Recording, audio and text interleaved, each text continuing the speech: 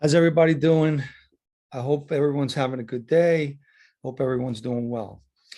So before I begin, I'm going to give a quick shout out to our sponsor. That's Ratchet Clothing out of the UK. I'll put a link down below and you can check out what they have. They have many items. I should be getting an order from them that they ship to me any day now. And when I do, you'll see me wearing it. So today I'm going to be speaking about a little bit about my time in Fishkill and specifically about a relationship that I got into that just happened out of nowhere with a nurse. I'm not going to mention her name. I'll just refer to her as the nurse. So at that time, I believe I had about 15, 16 years in, and I went down and she happened to be a phlebotomist. So I had to go to the lab for something. And while I was there, I had seen her around. She was a younger woman who kind of dressed sporty, and the whole place was staring at her and talking about her and fantasizing about her and everything that people do in prison. And I had to go finally see her for some blood work. And while we were in there, she was asking me a lot of questions, and we were just making small talk. So one of the things that she asked me if I was married. Now, at this time, my wife had already left and we were no longer married. And I answered her honestly, and I said, no, I'm not married. So I take the blood work and I get called down to see her a couple of days later. So I thought something was wrong, maybe with my blood work. And she had an office, and when we were going there, she would close the door, and she was making small talk with me again and asked me about myself and about what happened, how I got myself in trouble, and basically, like I said, making small talk. Never said nothing about the blood work, and that was it. She said, all right, I just wanted to talk to you a little bit and bring you down here. She says, and go enjoy the rest of your day. I left. I didn't think nothing of it. I just felt it was a little strange, but didn't really think nothing of it. And I used to see her around. Like, there's a walkway that separates what would be called up the hill, and we lived in down the hill. And in between was a walkway, and in the middle of this was a new building called the RMU, and that was where all the medical was. So occasionally I would run into her and she would stop and say hello real quick, and I would keep it moving. Well, I had to take a medical trip, and I believe I went to Westchester Medical Center. So the procedure is I went to the RMU. I met with the guards that were going to be taking me to the hospital, and they go over a bunch of paperwork. They shackle you through, your legs are shackled, you're shackled around, you're handcuffed, and you're shackled around your waist. And they walked me over to a van, and they got in, and we went to the Westchester Medical Center.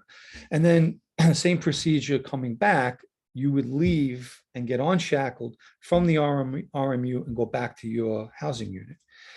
So they had unshackled me, and I was sitting on a bench waiting for them to tell me when I could leave. I believe the walkway was closed. So at various times during the day, the walkway gets closed for counts and whatnot.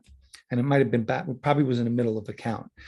So who comes walking over? The nurse. And she gives me a dirty look. And I said, what the hell did I do? And she walked by, she had some paperwork, and she was standing there and she was talking to one of the guards. And then she looked over and she was giving me another dirty look. And then the guard walked away and she was standing there by herself, and she went to walk by, and I said, hey, how you doing? I says, are you all right? Is everything all right? She says, not really. I says, oh, I could see that you look like you're upset about something. She says, no, I'm not upset. I just don't like liars. I said, me neither. I says, but what are you going to do? She says, well, you're the person that I'm talking about. I says, what do you mean? You call me a liar? What did I lie about? She said, you said you wasn't married. I said, excuse me? She says, yeah, I went and looked up your paperwork, it says you're married. I says, I don't care what the paperwork says. I have my wife left the relationship in, I believe it was 1999. And why don't you check my visiting records? I'm not with my wife anymore. Maybe on paper it says I'm married, but I'm not married. And she kind of like looked at me and walked away. I didn't say this. Was this girl crazy? So they told me I could go back to my housing unit, and I went back. The next day, now there's call outs. So in prison, you just don't walk around wherever you want, especially going to like medical facilities and things like that, or a school building. You have to be on a call out. So the call out sheet comes out every morning, and you go check your name, or one of your friends will say, hey, I seen you on you have a medical. And that's what happened that next morning. One of my friends says, hey, John, I seen your name. You got to go to the RMU today. I go down, it was for the phlebotomist. And I wait, and this takes time, and they call my name, excuse me. And I go in there, she closes the door, and she's apologizing to me. I says, don't worry about it. I says, I mean, I guess it looks that way, on paper, it does say I'm married. I says, but why would I lie to you? I'm not with my wife no more. She was very, very apologetic. And I left, right? So something strange happened about 3 days later. I was in the RMU again, and I seen her walk by, and she happened to catch sight of me. So she came to the corner, and she called me over, and she told the guard, I need to see him about something. The guard went about his business. I went in her office, she closed the door, and she had her head down, and she looked up at me, and she kind of looked like she was upset. I says, everything all right? She says, yeah. She says, I'm just feeling a little sad today. What's the matter? I'm puzzled. So she said, I'm going on vacation for, I think it was 2 weeks or 3 weeks, but I believe it was 2 weeks. I said, well, you should be happy you're going on. I wish I was going on vacation. Get out of here. So she says, well, yeah, I'm happy not to be coming to work. She says, but I'm a little sad because I'm not going to be able to see you. And I didn't know what to say. What do you say when something like that? So I said, well, don't worry about me. I'll be here when you get back. I said, you can guarantee that. And she kind of laughed a little bit. And she gave me like a hug, goodbye. And I was stiff as a board. Don't forget, we had guards outside, stiff as a board. And I said, anyway, enjoy your vacation. Now, 2 weeks goes by. My mind is on playing this all back for those whole 2 weeks. What's up with this girl? So when she gets back, right away, first day she's back, guess who's on the call out to go to the RMU? Me. And I'm not going to go into details, obviously, of anything sexual, but, a relationship developed right after this next visit to the RMU. She calls me in, and she says to me, I noticed on your record that you haven't had an AIDS test. I thought I did when we went through downstate, which is like reception to go upstate. I believe I did. She says, do you want one? I says, do I want what? She says, an AIDS test. They have like, I guess, rapid AIDS test. I said, I don't care. And she does it, takes my blood and does everything.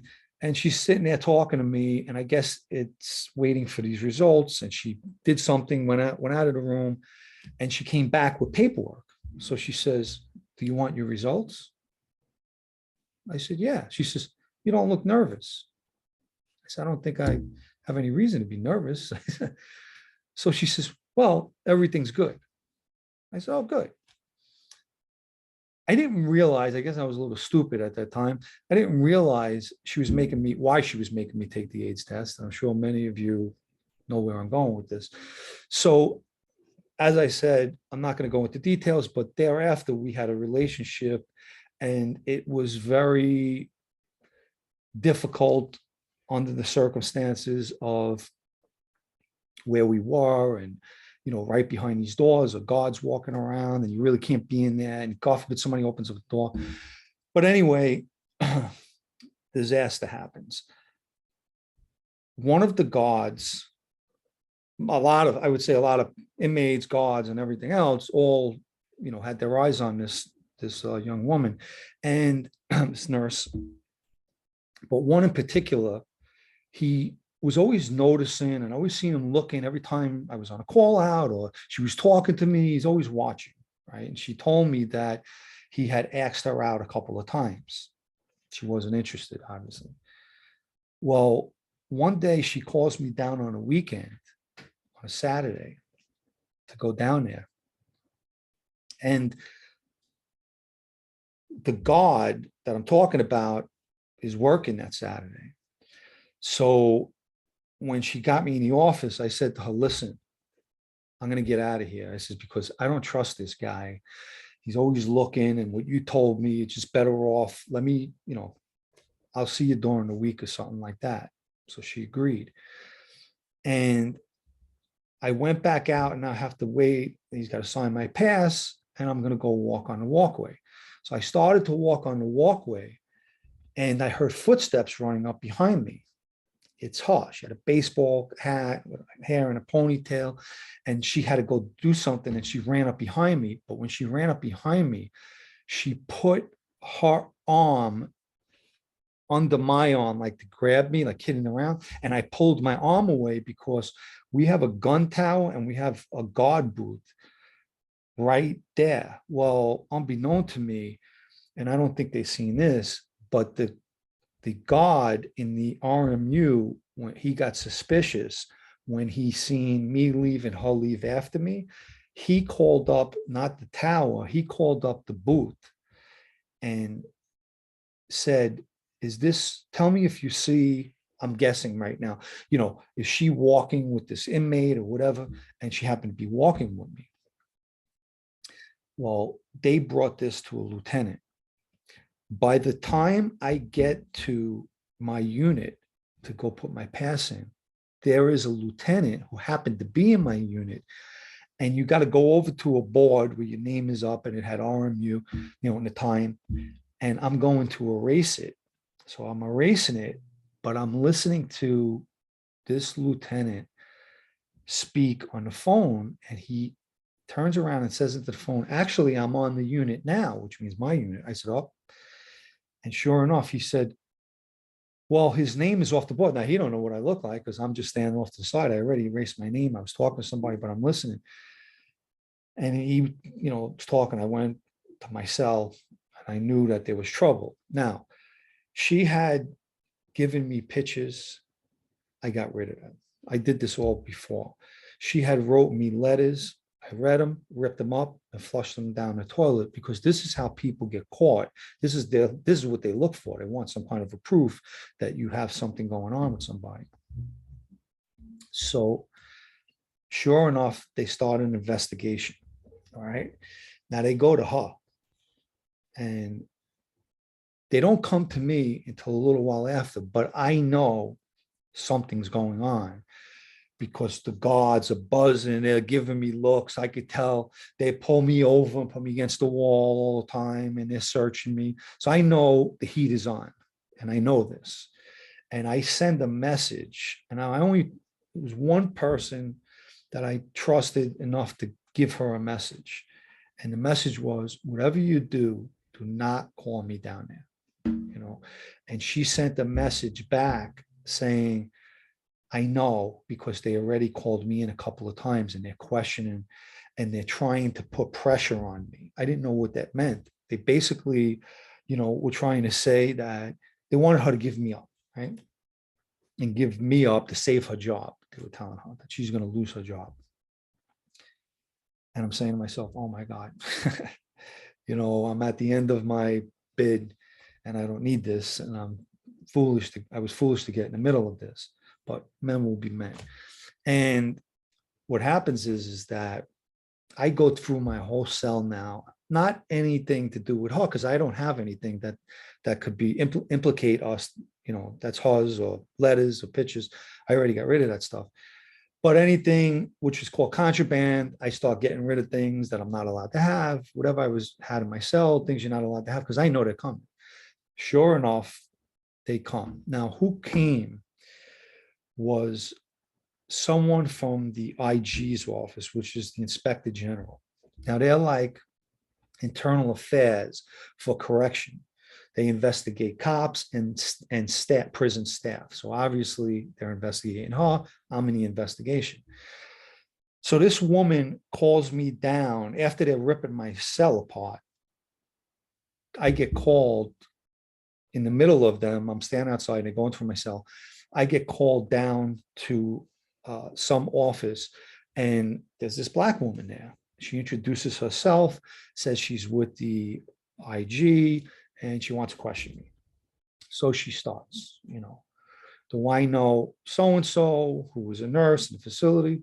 I says, yeah, I mean, I know her from, going down to the infirmary, the RMU. I know she's a nurse. And she's going on and on. She's saying, I know you're having a relationship with her. So I'm laughing. I said, relationship. So the first thing she tells me is that you were seen walking on the walkway and laughing, like your personal conversation.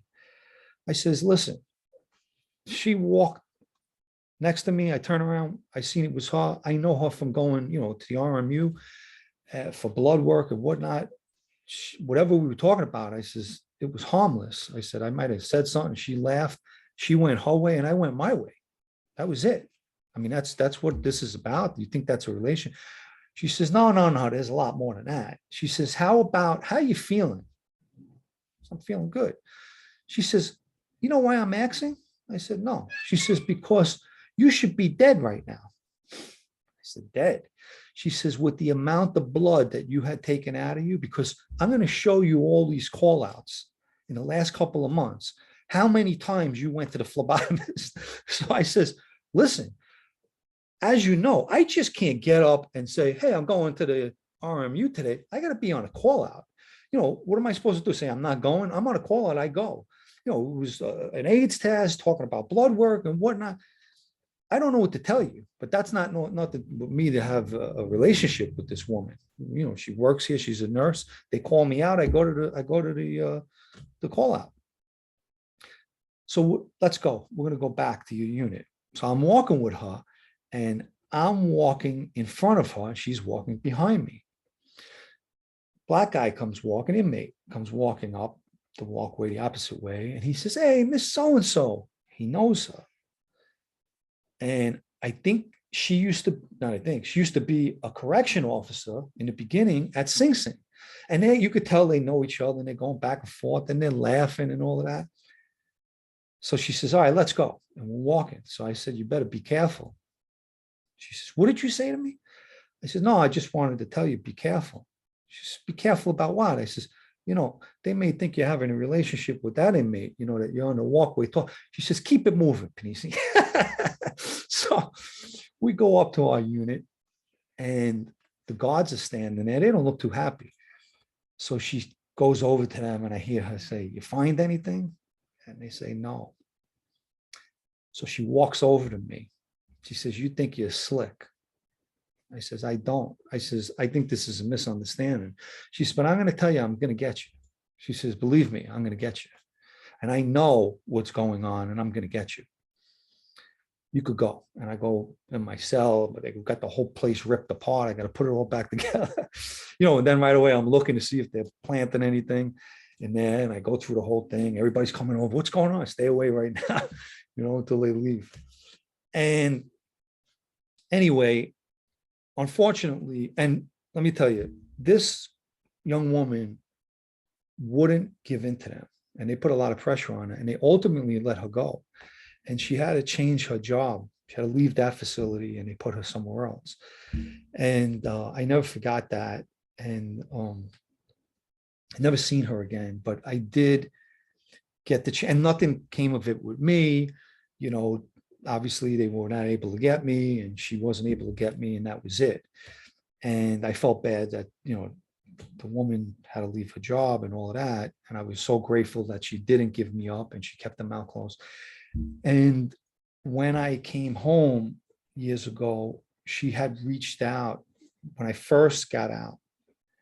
I don't remember if it was what it was back then, if it was MySpace or Facebook, whatever it was. And we had a little bit of a conversation, and I thanked her. I got to thank her. And unfortunately, she wound up losing her mother to cancer. And she passed away, I found out, maybe within that year. I don't know what exactly happened with her, but she did pass away. And I remember that she had, I believe, 2 children. And, it's unfortunate. But I just wanted to share this story with you. I was thinking about it today, about different things I went through. And I just wanted to share this one about how the investigation's going there and how you could get yourself jammed up very quickly. And the most important thing was that if I kept one single letter, or there was something that could be said that was brought in from the outside, even if it was something minute, they would have tied this all together. And like I said, they weren't able to get me. So hope you enjoyed this story. It's a little different, but I just wanted to share it with you. And I want to thank everyone for subscribing to the channel. There's been a lot of new subscribers. I've been getting a lot of messages, and I really appreciate it. And if anyone has not subscribed to Unlimited Substance Podcast, you could go on and you could subscribe to that as well on YouTube. I appreciate the subscribers to that as well. And I want everybody to enjoy the rest of your day. I wish everyone positivity, keep it positive. Positive thoughts bring positive outcomes. So ciao for now.